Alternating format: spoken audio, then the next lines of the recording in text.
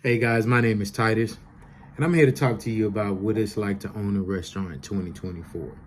Uh, I ran a small fast food daily restaurant. It was located in a gas station.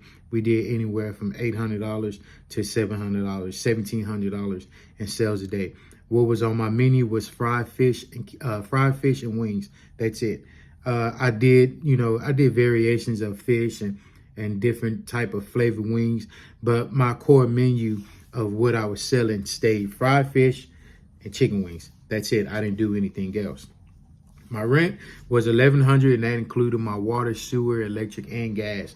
So I really won on that deal. And I said the reason why I'm telling you, I'm letting you guys know that I did have a small restaurant, but it was very successful. Now, no matter how big your restaurant gets or how small your restaurant is right now, there's one formula that you need to follow, and that's basic, and that is what you bringing in versus what's going out.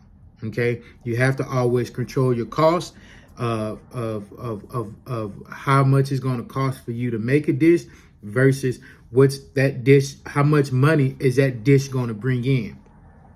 So that's something very important. Number two that I want to tell you guys is you have to know your audience, right? You have to know who you're catering to, and really great way of figuring this out is doing what they call market analysis. And for me, what that looked like is I went to Wingstop.com and I kind of just looked at, their website. I went to their Google. I looked at their reviews, and this really told me a lot of how much chicken wings were going for in that market, who was ordering chicken wings, right? And when they were ordering chicken wings, what type of imagery were they displaying, right? So all those things, it let me know exactly who my audience was. The menu, right? The menu that I looked at on the line or their website, it's a very neutral website. So they're not catering to only children, and they're not catering only to adults. They're catering to both. And around the ages of, I want to say 14 years old to around like 40 years old, those were their customers. And I found out because those became my customers. So that was something else that, I was able to gather. I also gathered, when their peak restaurant time was happening. Was it at 8 o'clock at night?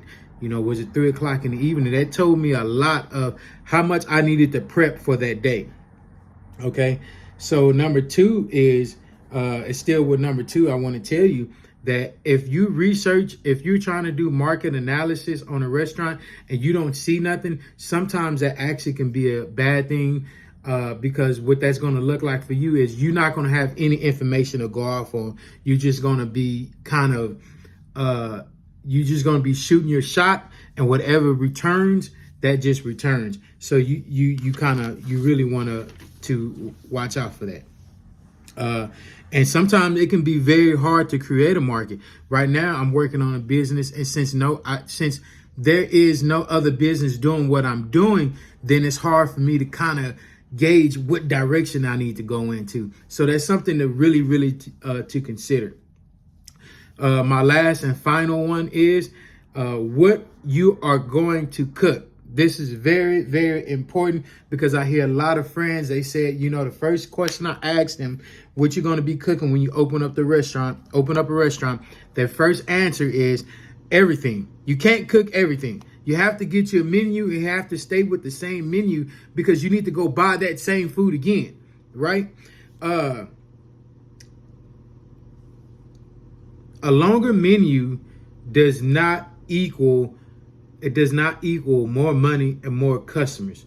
You can't cook everything. You have to get your menu together, and your customers will let you know what you should be cooking around that area.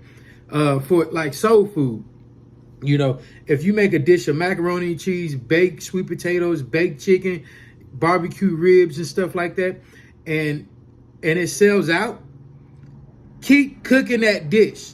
Okay. Now, if you want to see if something else is going to sell, don't take away from that. Just add to it and see how it does on your line. Soul food is different. And I want to talk about that real quick. Soul food is different because you have to cook your food.